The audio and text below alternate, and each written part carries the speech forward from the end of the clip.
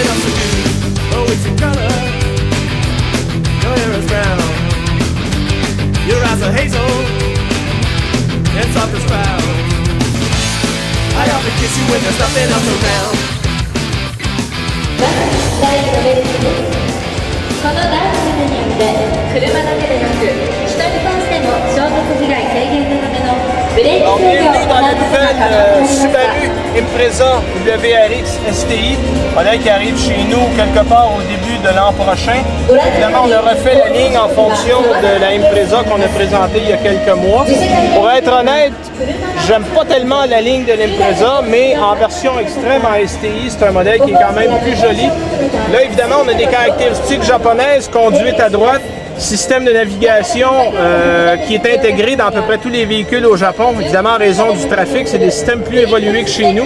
Mais la base reste la même, moteur qui va faire à peu près 300 chevaux comme l'ancienne génération, 6 vitesses.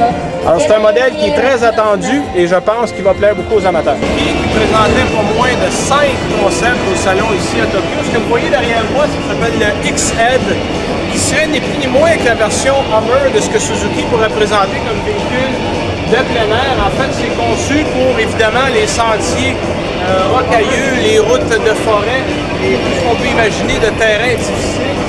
On a derrière, vous allez le voir, 2 motos. Donc c'est conçu pour le sport, les loisirs comme on le conçoit du côté japonais.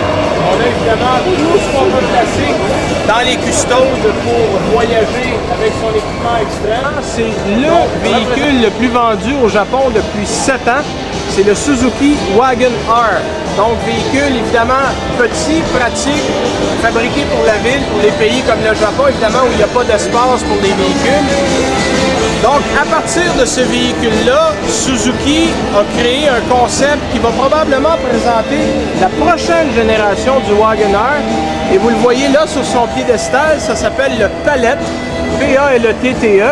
Alors, très français comme nom, le Palette représente une évolution de ce qu'est le Wagon R et Suzuki va fort probablement commercialiser ce véhicule-là d'ici quelques années du côté du Japon. Il serait très peu probable qu'on retrouve ce véhicule-là du côté de l'Amérique du Nord, mais c'est pour vous dire un peu ce qui est vraiment populaire, c'est ni plus ni moins que la Mazda 3 ou la Honda Civic du Japon. C'est le véhicule qui est le plus populaire, le plus regardé et le plus acheté. Donc voilà la palette qui représente l'évolution de ce qu'est le Wagon R en ce moment. Donc pour terminer en beauté du côté de Suzuki, on a ici le premier modèle du Suzuki SX4 WRC, donc World Rally Championship, véhicule qui va commencer à partir de 2008 à participer au championnat du monde de rallye. Donc on en a fait une version qui a fait une première apparition au Rallye de France il y a quelques semaines en octobre, donc le 12 octobre.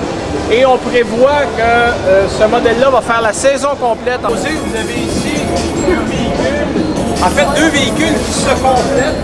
Le premier est tout simplement un véhicule de transport personnel. Vous le voyez bien, on a une seule place, véhicule fermé. Et l'autre véhicule qui est à côté, qui s'appelle le SSC, est un véhicule, en fait, le petit véhicule rentre dans le gros véhicule, les portes s'ouvrent en battant vers le haut et on peut incorporer deux de ces petits véhicules dans le grand véhicule lorsqu'on a plus de chemin à parcourir. Donc c'est une vision de Suzuki de ce que peut être le transport en commun, une personne à la fois. Donc concept bien fait, bien conçu. On verra peut-être, on ne sait jamais dans le futur. Alors, comme vous le voyez, il y a certains modèles qui sont plus populaires que d'autres au Salon de Tokyo. On est ici devant la petite Audi Metro Project, qui porte aussi le nom de code de Audi A1. Moteur, comme vous le voyez, qui est en partie électrique. Et Audi a confirmé que ce modèle-là va probablement être commercialisé. En continuant notre tour, on est maintenant chez Jaguar. Vous avez devant vous la XF. En fait, la XF qui va remplacer la Jaguar S-Type qui est en fin de carrière. La seule question qu'il faut se poser, est-ce que Jaguar aura les ressources, le temps pour produire ce modèle-là en grande quantité? Parce qu'on sait que Jaguar est à vendre en ce moment et que Ford compte s'en débarrasser. Alors, vous voyez le futur. On apprendra bientôt si le futur va se réaliser. Mais c'est une création de Ian Callum, le styliste qui a fait les Aston Martin, qui a fait aussi la Jaguar XK. Alors, modèle très fluide, très joli. Espérons que ça verra le jour. que c'est de très loin la présentation qui était la plus attendue au Salon de Tokyo, et j'ai nommé la Nissan, évidemment, GT-R, qui est le phare technologique du côté de la compagnie Nippon. Vous avez M. Carlos Ghosn ici qui est en entrevue depuis tôt ce matin, qui parle à peu près à tous les médias de la planète du véhicule, de Renault en F1, évidemment, parce que Renault et Nissan sont associés. Ce qu'on peut dire sur le GT-R, ce qu'on en sait pour le moment, c'est que le véhicule va probablement arriver chez nous. Il y aura 3 versions de proposées qui vont varier entre 65 et 85 000 $ selon les chiffres qu'on a pu obtenir du côté de Nissan. Évidemment, ce serait trop long de vous énumérer toutes les prouesses technologiques qu'il y a à l'intérieur de ce véhicule-là. Mais Nissan a mis littéralement tout son savoir-faire dans ce véhicule qui, non seulement a une belle gueule, mais qui est évidemment ultra sport. Seul petit défaut que moi je lui trouve personnellement, parce qu'il faut bien en trouver, regardez l'arrière qui finit peut-être un peu à plat, mais l'extérieur est très sportif, le devant est très agressif. C'est un véhicule, évidemment, qu'une génération de tuners attendent avec une envie mal cachée.